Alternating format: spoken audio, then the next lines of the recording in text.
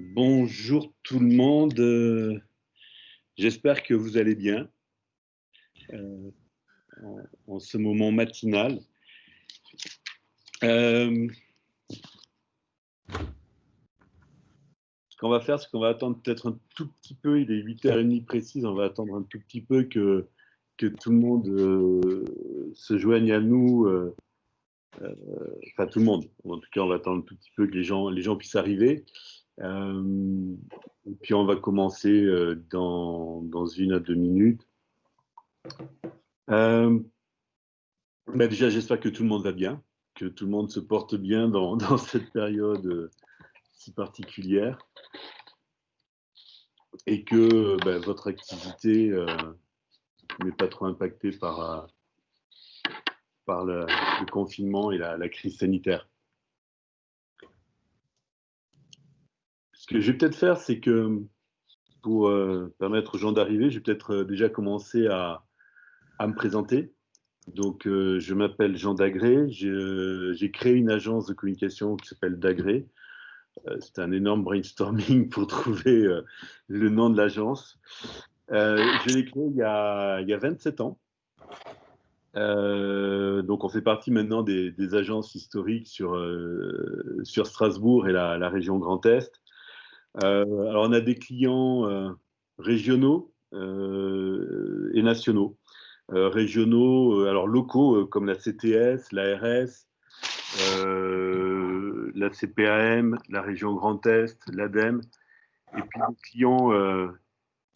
des clients nationaux comme la Maïf, Danone, Rohan, Visualis, Bouygues. Donc voilà, donc on a des clients dans tous les domaines. On a 4 spécificités, donc je vais passer rapidement sur celles qui sont classiques par rapport au métier. Donc on fait de la publicité, de la communication on et offline, et puis après on fait de l'identité de marque, de l'influence, et puis surtout par rapport au sujet d'aujourd'hui, de la communication bas carbone. Donc voilà sur quelques mots sur l'activité de l'agence. On a été cité par le journal stratégique que vous devez connaître comme faisant partie des 70 agences les plus influentes de France. Et puis, on a deux labels, le label Alsace Excellence, que certains d'entre vous doivent connaître. Et puis, on a également, là, on est plus spécifique à notre métier, on a également le label de l'AFNOR, que vous devez connaître, donc c'est un label sur les agences actives en RSE. Et on fait partie des 11 premières agences à avoir eu ce label en France. Voilà. Donc, on va commencer l'atelier. Donc déjà, je remercie Anka pour nous permettre de faire ces ateliers. Et puis également l'UCC Grand Est, donc, pour la co-organisation avec le Club de la Presse. Et je salue Thomas, son président. Voilà. Alors, pour des règles d'usage, si vous pouvez couper micro et caméra de façon à ce que ça fluidifie la discussion, et puis accessoirement, mais pas tant que ça, à ce que ça émette moins de carbone, puisqu'on va peut-être en parler tout à l'heure, mais même l'utilisation de visio comme on fait là ont un impact sur l'environnement. Donc moins on aura de caméras branchées et moins on émettra de carbone. Donc aujourd'hui, je vais vous parler dans le cadre donc, des ateliers co-organisés avec le Club de la Presse et avec l'UCC Grand Est. Je vais vous parler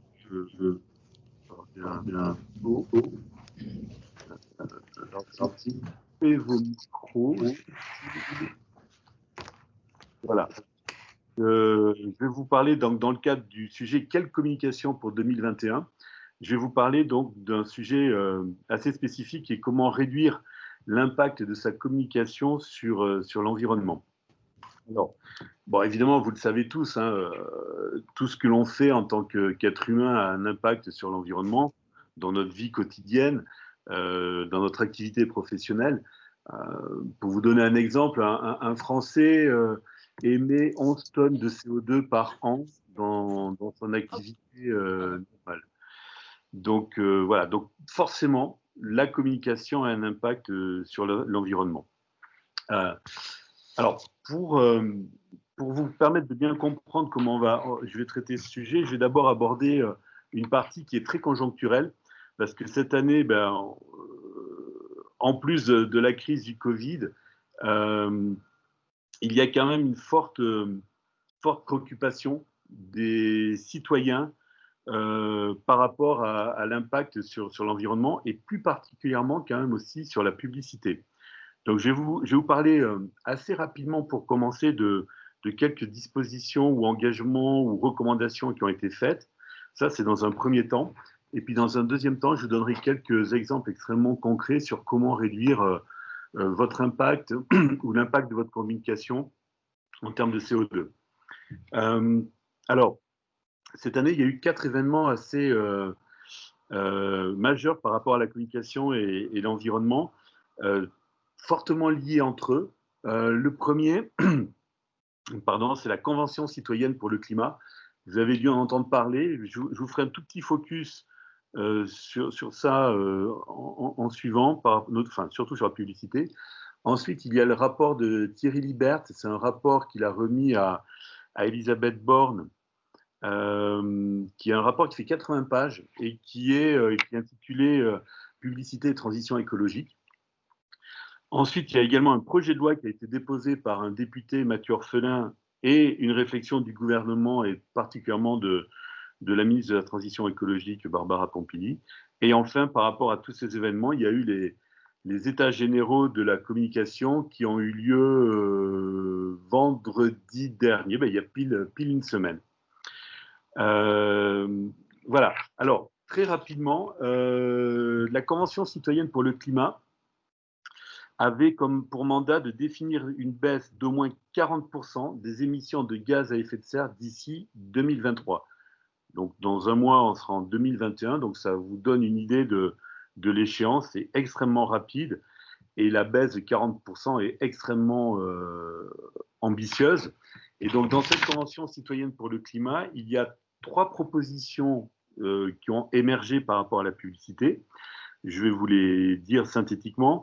La première proposition, c'est d'interdire la publicité sur les produits les plus émetteurs en gaz à effet de serre sur tous les supports publicitaires, que ce soit off et online.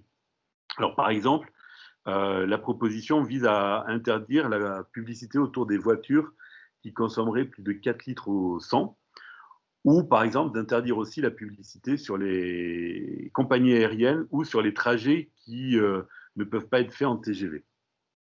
Ça, c'est la première proposition. La deuxième proposition, c'est réguler la publicité pour limiter fortement les incitations quotidiennes et non choisies, notamment par rapport aux incitations à consommer. Donc là, un exemple, c'est d'interdire et de réduire l'affichage publicitaire, par exemple en zone urbaine, et d'interdire les messages, sauf pour des infos locales ou culturelles. Mais avoir des infos commerciales et incitant à la consommation serait interdit. La troisième proposition de cette convention citoyenne, c'est une incitation qui demande de mettre en place des mentions ou une mention, il y a plusieurs mentions qui sont proposées, mais je vais vous en citer une pour inciter à moins consommer. C'est-à-dire qu'à chaque fois que vous voulez acheter un produit sur Internet, alors je ne sais pas moi, une crème de beauté, une paire de chaussures, que sais-je, vous aurez un message qui va dire en avez-vous vraiment besoin? La surconsommation nuit à la planète. Voilà, et ça serait pour les achats, alors j'ai cité Internet, mais également sur la publicité traditionnelle. Donc ça, c'est Convention citoyenne de la publicité qui a pour objectif de réduire de 40% l'impact des émissions de CO2 d'ici 2023. Précédemment, donc, je vous ai parlé d'un deuxième point, c'est le rapport de Thierry Libert qui a été donc remis à Elisabeth Borne et qui vise à tout ce qu'il faut faire pour réduire l'impact de la publicité sur l'environnement. Alors, la Convention citoyenne pour le climat, vous pouvez tout trouver, toutes les propositions qui ont été faites sur Internet. De même, le rapport de Thierry Libert, qui fait 80 pages, vous le trouverez également sur Internet. Alors, dans ce rapport, je vais vous citer deux, trois choses. Premièrement, Thierry Libert cite les initiatives positives prises par les agences vis-à-vis de la communication et de la protection climatique. La première initiative, c'est ce label AFNOR RSE. Hein, donc ça, il se citait clairement comme quelque chose de positif. Donc nous, on l'a à l'agence. Je vous l'ai dit, on a fait partie des 10 premières agences à avoir ce label. Je vais vous passer le détail de tout ce qu'il faut remplir. Si j'ai des confrères qui sont sur cette vidéo, et je pense qu'il y en a, je ne peux que vous conseiller d'essayer de l'avoir. Vous pouvez avoir plus d'informations sur le site internet de l'AFNOR, mais ça permet quand même de mettre des bonnes pratiques en place dans les agences et également de récompenser le travail que vous fournissez peut-être déjà depuis quelques temps. En tout cas, nous, c'était le cas. Toujours dans les initiatives positives, le rapport de Thierry Libert parle donc de calculateurs de carbone qui ont été mis en place dans la profession, donc un calculateur, notamment ici le calculateur de Publicis et de Havas, qui sont des calculateurs qui permettent de calculer les émissions de carbone des campagnes. Alors là, Thierry Libert a juste fait un petit oubli, ou alors c'est que Strasbourg est trop loin, mais ce calculateur, Publicis et Havas l'ont mis en place cette année. Nous, à l'agence d'Agré, on en a créé un qui s'appelle Bilobé, qu'on a mis en place il y a plus de 8 ans, que certains d'entre vous connaissent peut-être. Mais Thierry Libert ne l'a pas vu, mais je vais lui rappeler que même en province et en région, il y a des agences qui travaillent activement par rapport à ces problématiques-là et que ce n'est pas que des initiatives parisiennes qui existent. Et enfin, je vais pas les détailler, mais ce rapport donc parle de nouveau un écho. Voilà, ce rapport donc parle de 16 propositions avec un objectif de neutralité carbone pour l'ensemble de la profession à 2050. Alors là, ça me paraît très très loin, mais pourquoi pas. Mais c'est sur l'ensemble de la profession et donc le champ devient très vaste. Je vais vous citer un exemple, moi qui m'a interpellé. C'est qui est donc cité que j'ai repris dans le rapport de Thierry Libert. Dans The Guardian, The Guardian, donc un journal britannique, The Guardian a décidé cette année d'interdire toutes les publicités provenant d'entreprises ayant des activités fossiles. Donc vous voyez que même la neutralité carbone pourrait aller donc jusqu'à ce que des médias refusent tout type de publicité, et pas que les exemples dont j'ai parlé tout à l'heure, provenant d'entreprises ayant des activités fossiles. Alors reste à définir ce qu'est une activité fossile, mais voilà. Ces deux, donc la Convention citoyenne pour le climat et le rapport de Thierry Libert ont abouti, j'ai envie de dire, je pense qu'il y a quand même un lien de cause à effet, à un projet de loi qui a été déposé par Mathieu Orphelin. Ce projet de loi, je vais vous donner le sujet, donc projet de loi visant la suppression de la publicité pour les produits polluants. Donc aujourd'hui, sur le bureau de l'Assemblée nationale, il y a un projet de loi qui va peut-être interdire la publicité pour la voiture, pour les compagnies aériennes et un certain nombre de sujets.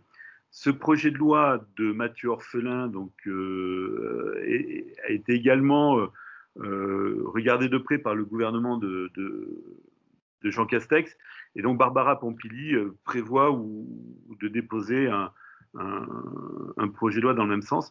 Donc ça veut dire qu'on va très vite se retrouver dans un cadre légal assez contraignant en termes de publicité pour les produits dits polluants. Alors même si il y a aujourd'hui un débat assez juridique qui est de dire comment on peut interdire une publicité pour un produit autorisé. C'est-à-dire que si les normes que nous connaissons au niveau européen autorisent un produit, pourquoi une loi interdirait sa publicité? Voilà. Je ne vais pas rentrer dans ce débat qui est juridique et un peu complexe. Et enfin, pour finir, la profession par rapport à tout ça a réagi. Alors, elle a réagi en amont et bien avant ces dispositions-là par la création de la filière communication qui est menée de main de maître par Mercedes ERA. Mais elle a réagi aussi en faisant ses premiers états généraux, donc je vous l'ai dit vendredi dernier, avec une prise de conscience très forte et une volonté de réagir rapidement, puisqu'il a été décidé alors, de beaucoup de choses, mais peut-être deux choses concrètes, peut-être la création d'un écolabel pour la publicité, ainsi que la création d'un calculateur de CO2 qui permet d'éco-concevoir, d'éco-produire et d'éco-diffuser. Cet écolabel est promis a priori pour dans 3 mois, sachant que nous en avons déjà un qui regroupe ces trois points, qui s'appelle Bilobé, et que Publicis et Havas aussi en ont déjà un. Donc, on attend un petit peu de voir à quoi va ressembler cet éco-calculateur, mais ça serait un outil vraiment bénéfique pour la profession. Voilà. Alors, ceci étant dit, je vais revenir au sujet maintenant, mais je voulais faire ce point pour que vous compreniez bien dans quel contexte juridique et en même temps, plus que juridique, quoi, de sensibilisation des citoyens par rapport à l'impact que nous avons sur l'environnement. Donc il y a cet impact indirect dont je viens de parler. C'est donc tout ce qui va inciter à la consommation et à la surconsommation. Donc ça va aboutir très certainement et très rapidement à une loi.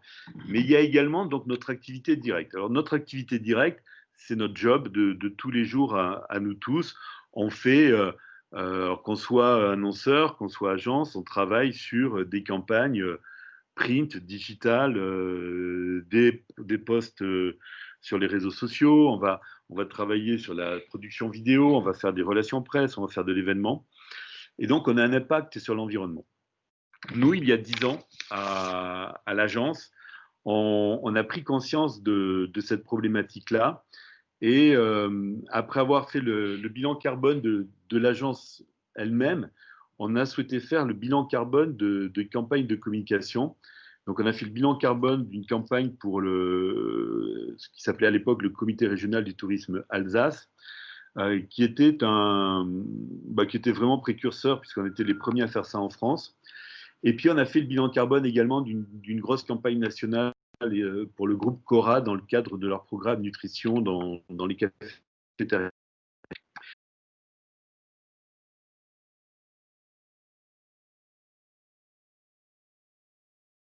Voilà, je suis désolé, nous avons eu un petit bug, voilà. Donc, je commençais donc à vous parler donc de Bilobé qui permettait donc de calculer, réduire et compenser les émissions de CO2. Donc, nous, comment on fait? On travaille sur l'ensemble, enfin sur les 3 grands piliers de notre métier, hein, que vous connaissez tous. C'est d'abord la conception et la création. Ça, c'est le premier pilier. Le deuxième pilier, c'est la production, donc tout ce qui va être impression, production vidéo, production de sites internet, etc. Et puis, le troisième pilier, c'est la diffusion. C'est tout ce qui est plan média, emailing, distribution en boîte aux lettres, etc. Voilà. Et donc, nous avons mis en place un calculateur sur ces 3 items pour l'ensemble des problématiques que l'on peut rencontrer dans notre métier, c'est-à-dire du print, de l'affichage, des campagnes web, des campagnes cinéma, des campagnes radio, campagnes télé, des emailing également. Et puis, cette année, on a rajouté une brique qui inclut tout ce qui est impact de nos campagnes via les réseaux sociaux. Donc, on a rajouté une brique digitale qui inclut toute la communication sur Insta, sur Facebook, sur YouTube, l'impact d'une bannière, l'impact sur des réseaux sociaux de tout type. Voilà. Donc ça, cette brique, on est là aussi très innovants dans ce qu'on a mis en place. Et aujourd'hui, donc, on peut accompagner n'importe quelle marque, n'importe quelle entreprise dans le calcul de ses émissions de carbone, dans comment réduire et puis dans la compensation. Alors, le calcul d'une campagne, je vais vous donner quelques exemples pour que vous compreniez un petit peu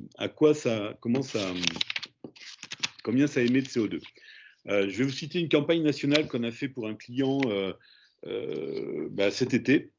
Une grosse campagne nationale, puisqu'il y avait 10 000 affiches, il y avait 1153 spots télé, il y avait campagne de pub dans la presse nationale sur 15 titres nationaux. Il y avait 12 millions de bannières, il y avait une campagne sur les réseaux sociaux avec 30 posts sur Facebook et Insta, il devait y avoir 3 tweets pour une audience de 10 millions sur les réseaux sociaux. Bref, une grosse campagne nationale. Quand on a fait le calcul de cette campagne, on est arrivé à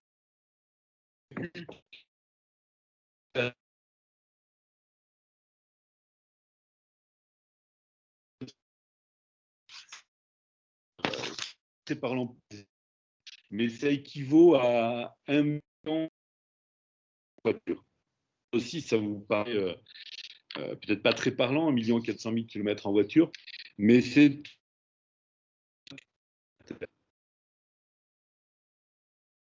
pour une marque, c'est équivalent de 35 fois le tour de la Terre en voiture. Donc vous voyez de quoi on parle. On est dans des choses qui ne sont pas quand même de l'ordre de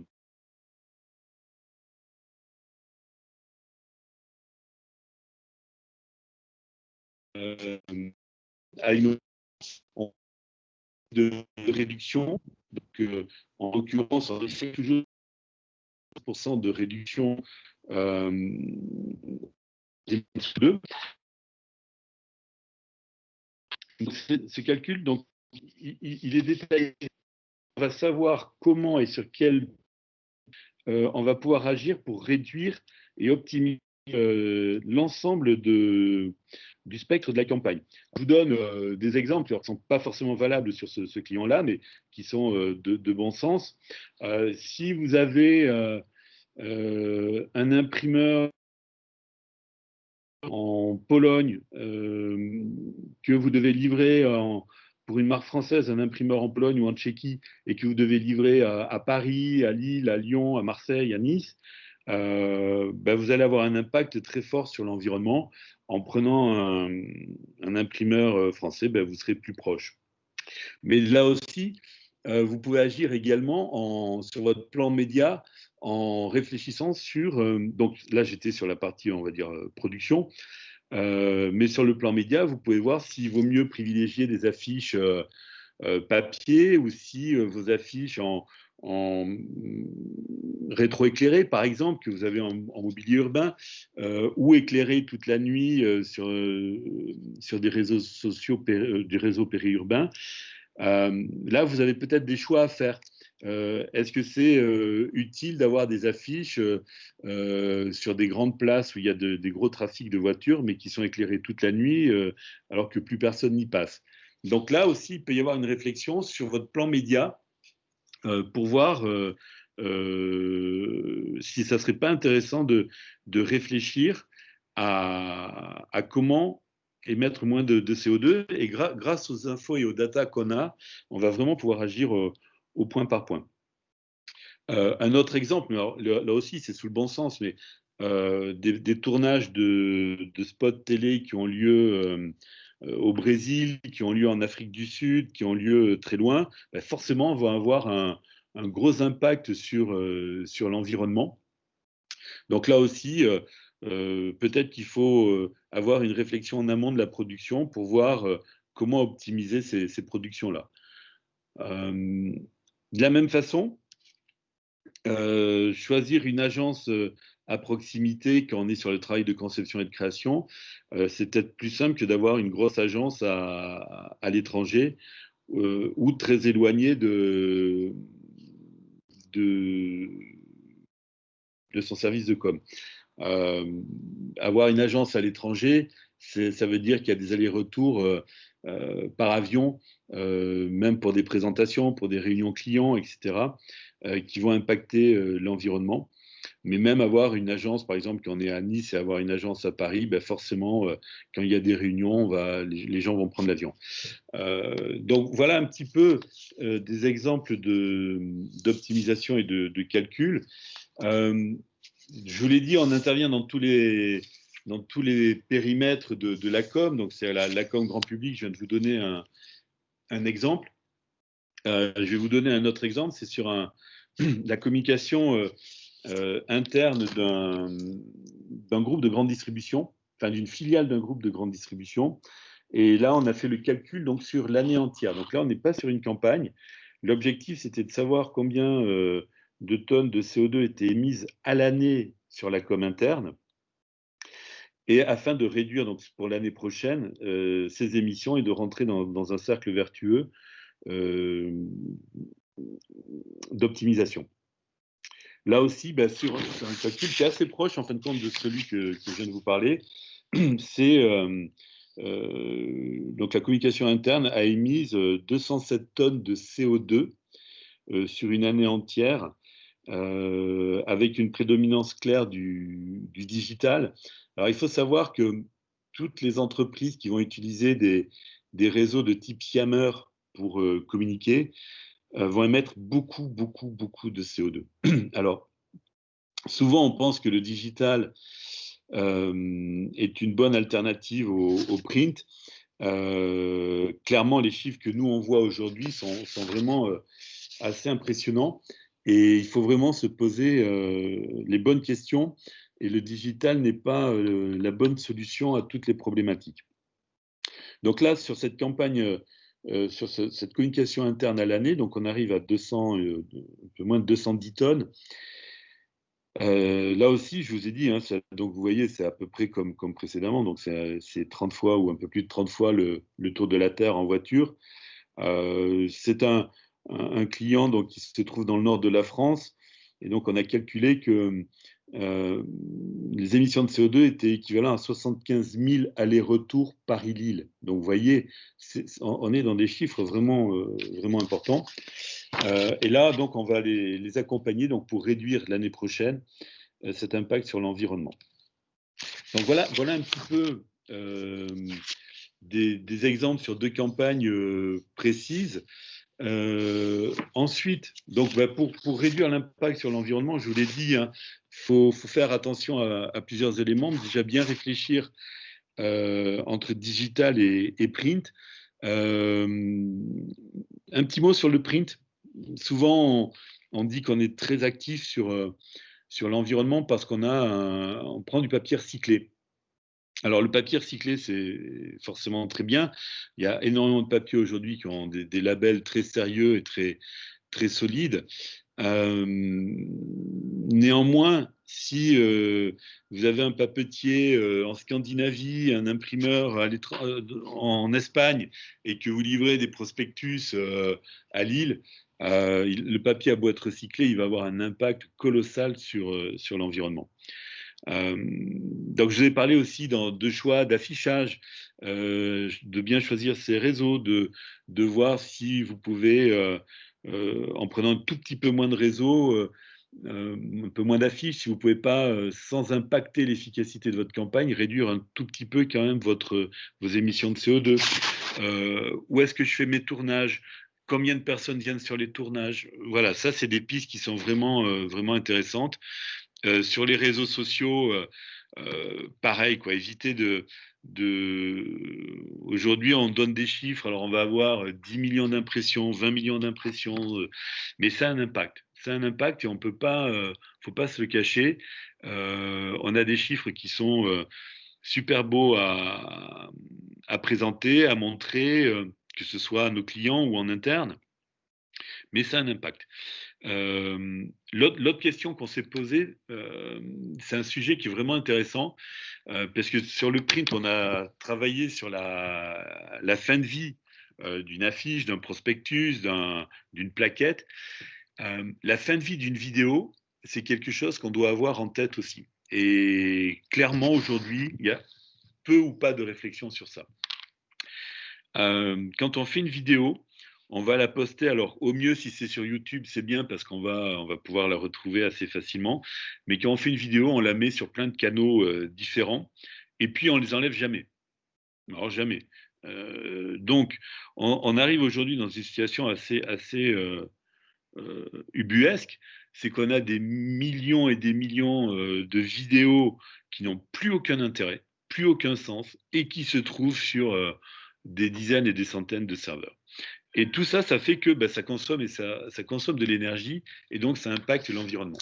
Donc nous, on recommande à nos clients, on recommande d'avoir une vraie réflexion sur bah, quand est-ce que si je produis une vidéo, combien de temps de vie on lui donne et à quel moment on la retire et sur quels réseaux sociaux ou sur quelle plateforme on va la trouver.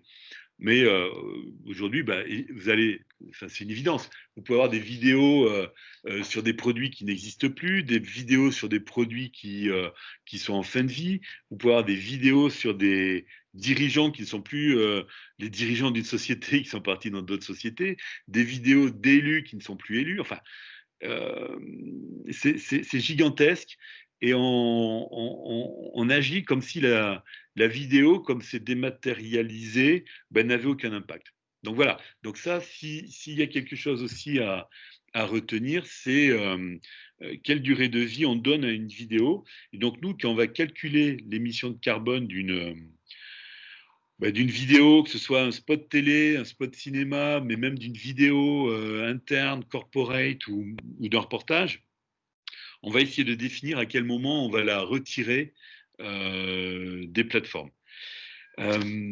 Voilà. Après, pareil, on peut avoir aussi une réflexion, même si c'est un tout petit peu marginal et que ça déborde la com, mais on peut avoir une réflexion aussi sur ces emails. Un email sans pièce jointe, c'est 10 grammes de CO2. Alors 10 grammes de CO2, ça vous paraît rien, mais c'est l'équivalent du bilan carbone d'un sac plastique. Donc imaginez un mail, tout simple, c'est un sac plastique. Donc imaginez les milliards de mails qui sont envoyés. Un mail avec une pièce jointe de 1 méga, c'est 19 grammes. Donc voilà, je pourrais vous donner plein d'autres exemples, mais il faut vraiment avoir conscience de l'impact de tout ce qu'on utilise aujourd'hui dans notre activité.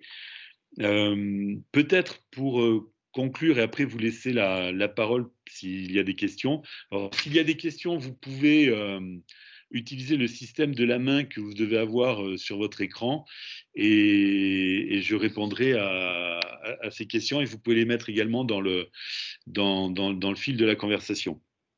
Euh, Peut-être avant de conclure, un dernier chiffre, c'est que nous, Français, individuellement, donc chaque Français, émet 11 tonnes de CO2 à l'année.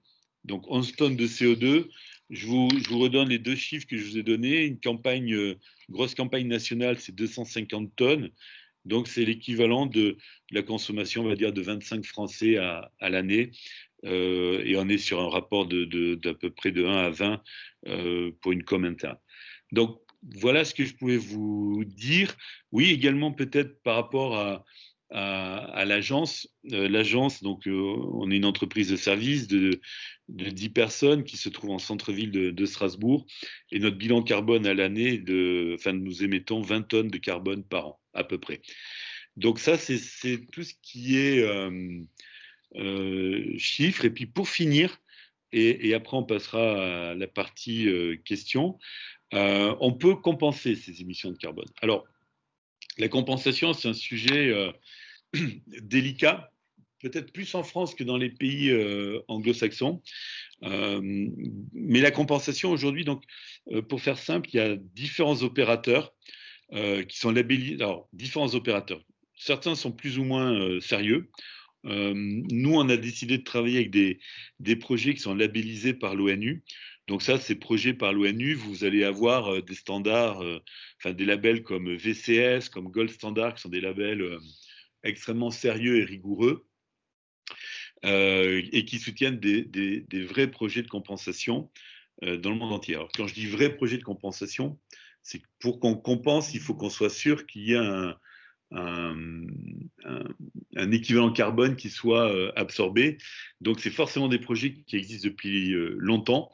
et dont on a validé la qualité.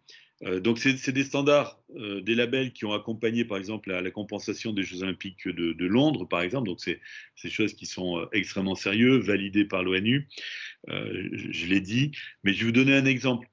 Aujourd'hui, en plantant un arbre, on ne compense pas de carbone parce que l'arbre, si on plante un arbre, il va absorber que très peu de CO2 dans les premières années de sa vie.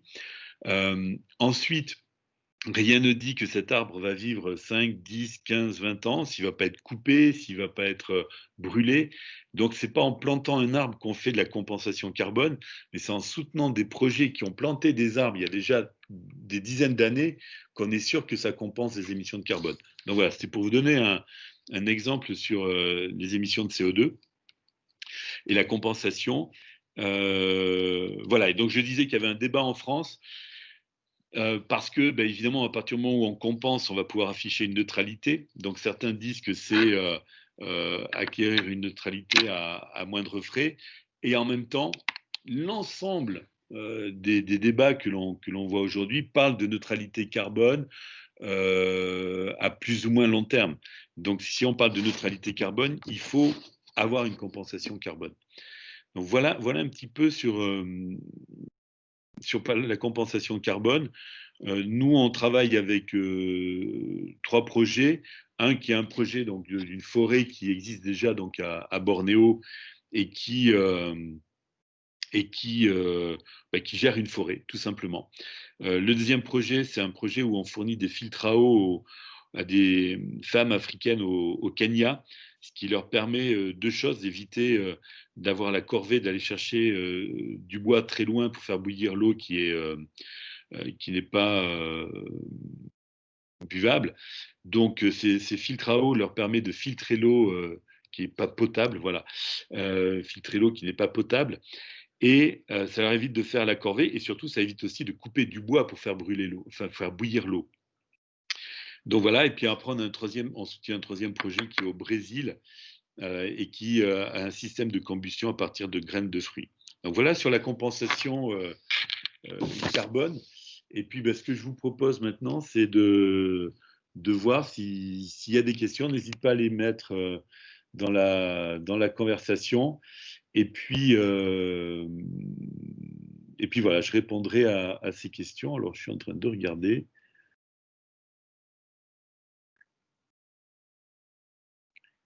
Alors, je vois une question d'Isabelle qui nous dit: les annonceurs sont-ils conscients de cet enjeu d'après vous? Alors, j'ai envie de dire oui. Oui, parce que, alors, oui, parce que tous les gros annonceurs, toutes les grosses entreprises sont, de par la loi, obligés d'agir sur leur impact environnemental. Après, sur l'impact de la communication, je pense que c'est un peu plus flou. Déjà parce que les gens ne savent pas qu'on peut, enfin, s'ils savent, on peut faire le bilan carbone d'une campagne, on en a fait il y a 10 ans. Mais peut-être que par rapport à la communication, il y a encore une forme d'immaturité du marché sur combien on émet de carbone en faisant des campagnes de com. Et puis sur le fait qu'on peut réduire, et c'est ça qui est important. Donc je pense qu'il y a des annonceurs qui ont conscience de ces enjeux, qui commencent à mettre en place des éléments forts. Hein. C'est pas pour rien si 2 opérateurs comme Havas et Publicis ont créé leur calculateur cette année. C'est que eux qui travaillent pour des très grandes marques ont forcément eu des demandes. Donc je pense qu'il y a vraiment une prise de conscience, mais qui est encore faible. Et après, au niveau en dessous, je pense que c'est encore un peu plus diffus. Certainement qu'il y a une prise de conscience, mais après, soit par méconnaissance des outils qui sont là sur le marché, peut-être aussi par méconnaissance par rapport à la méthode pour voir comment calculer et réduire ces émissions. Peut-être que là, il y a une méconnaissance des annonceurs, mais pour être très sincère avec vous, nous, depuis plus d'1 an, on a beaucoup de demandes quand même, nous demandant notre méthodo pour savoir comment on fait, combien ça coûte, etc., pour accompagner des marques.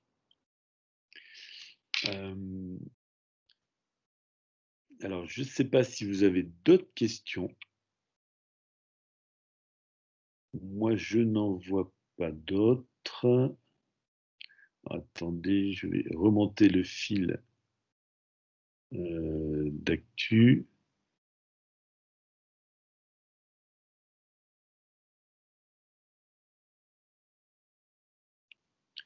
Je suis désolé, oui, il y a eu des coupures, hein, je suis vraiment désolé. Voilà, donc je ne sais pas s'il y a d'autres questions. Alors, Vanessa qui nous demande est-ce enseigné dans les masters marketing comme dans les écoles? Non. Non, alors clairement non. C'est un vrai sujet.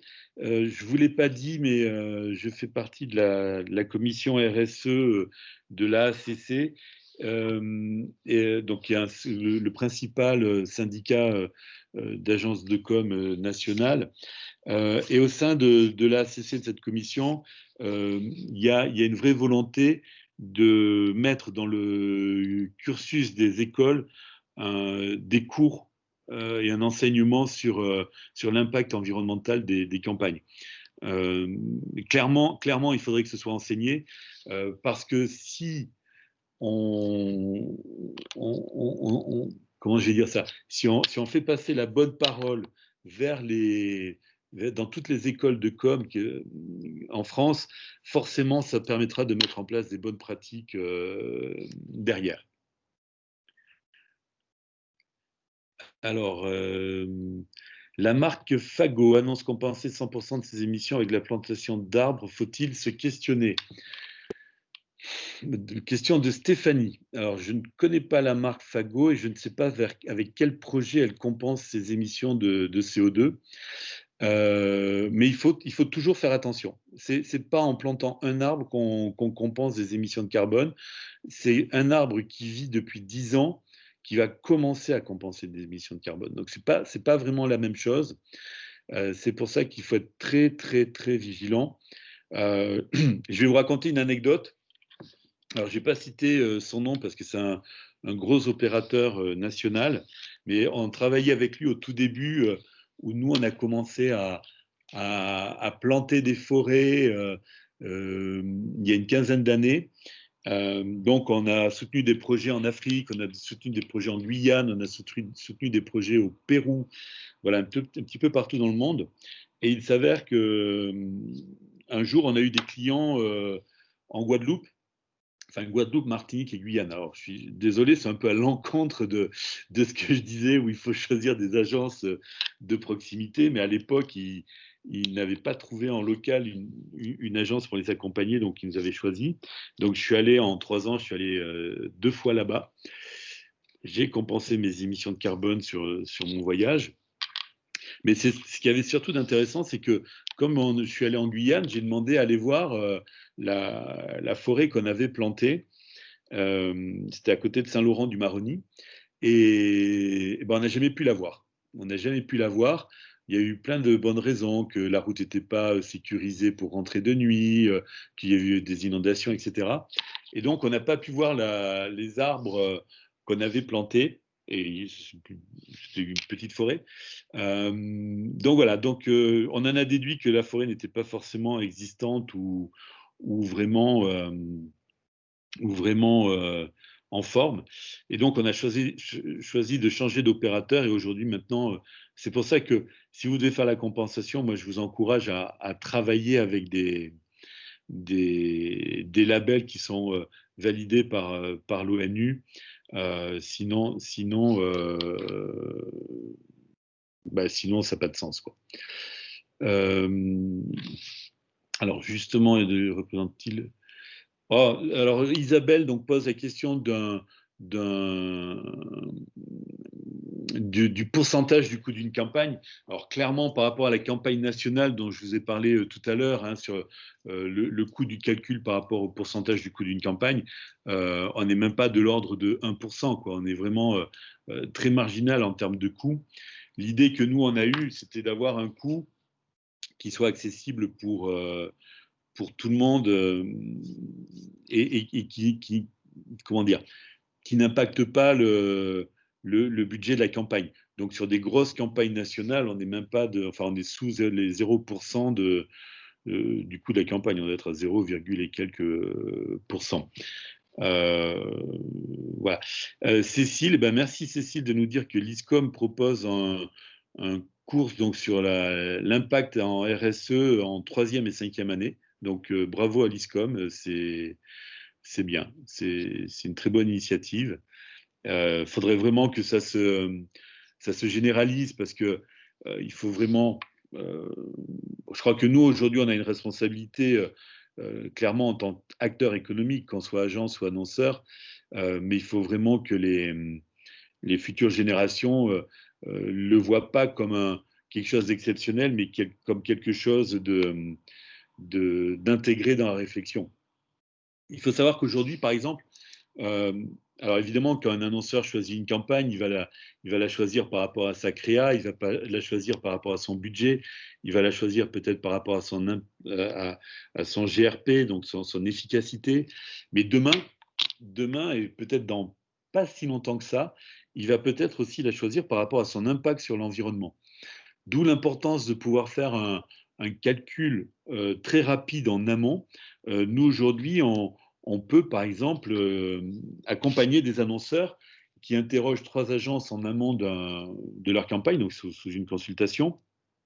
Et nous, on peut calculer, par exemple, sur les projets présentés par ces 3 annonceurs-là, 3 agences-là, pardon, on peut calculer l'impact de chacun des projets. Donc l'annonceur pourra choisir et l'impact d'efficacité et évidemment la créativité, mais il peut choisir en toute connaissance de cause le projet qui émettra moins de CO2, le moins de CO2. Donc ça, c'est quelque chose qui va être très important et clairement, je pense que dans 2-3 ans, l'impact environnemental va être un critère de sélection. Mais on peut même imaginer que des collectivités décident de mettre un référentiel RSE et impact sur l'environnement dans les appels d'offres. Il n'est pas interdit de se dire que demain, on demande aux agences de nous dire le projet que vous nous remettez, combien il émet de CO2. Donc, et ça, je pense que ça peut arriver très très vite. Donc vraiment, ce qui paraît pour nous aujourd'hui exceptionnel, demain, je pense que ça risque d'être la norme. Il y a certains appels d'offres où l'impact RSE ou les dispositions RSE font partie de la note aussi. Alors pas à des gros pourcentages, hein, mais sur la note attribuée lors d'un appel d'offres, on a déjà vu des notes où il y a 5% ou 10% de la note était attribué à l'analyse environnementale du projet de com qui était fourni. Donc ça montre bien que c'est sous-jacent et ça va émerger. Et si demain, tous les élèves en com ont intégré cette notion-là, ça sera encore plus systématisé.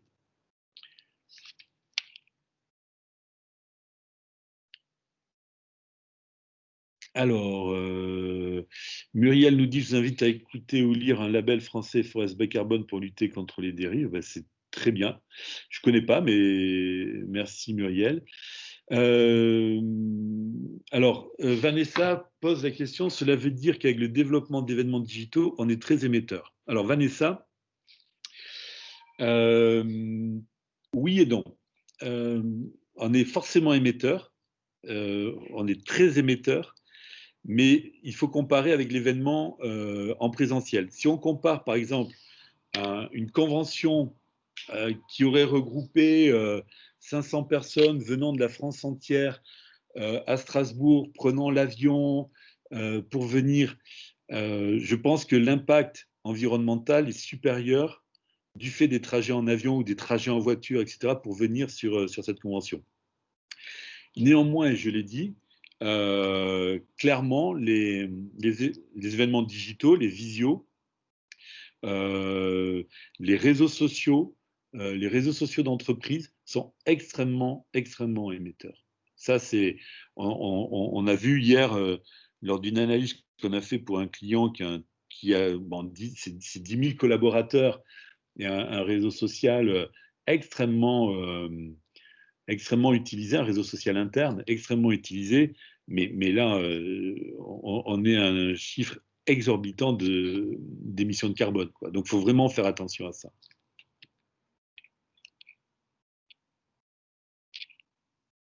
Voilà, je ne sais pas s'il y a encore des questions, profitez-en. Après, voilà, il est 9h24, donc on a encore 5 petites minutes. Voilà, alors s'il n'y a pas d'autres questions, si vous voulez en savoir plus, si vous voulez plus d'explications sur l'un ou l'autre sujet, vous pouvez me contacter via ma page LinkedIn ou en appelant ou en m'envoyant un mail ou en appelant l'agence, mais LinkedIn, c'est peut-être le plus simple encore aujourd'hui. Voilà ce que je pouvais vous dire sur l'impact que nous avons sur l'environnement de par notre activité de communicant, qu'on soit agence ou annonceur. J'espère vous avoir donné quelques billes assez concrètes pour voir comment réduire votre impact. Et puis, moi, je ne peux qu'espérer que tout le monde prend conscience de tout ceci, parce que c'est important. Alors, c'est essentiel et on n'a plus trop le choix. On voit bien que l'impact environnemental est devenu, a fortement abîmé la planète. Donc, évitez de surconsommer, même si je pense qu'il faut toujours définir un peu les choses et que c'est un peu compliqué, mais réfléchissez bien avant d'acheter un produit. Et puis voilà, et puis agence et annonceurs, faisons le boulot pour être un peu meilleur sur notre impact sur l'environnement. Je vous remercie beaucoup. Je vous souhaite à tous une très bonne journée. Et puis, on est à votre disposition et prenez soin de vous et de votre entourage. Voilà, moi je vous remercie et puis je vous dis à bientôt. Au revoir.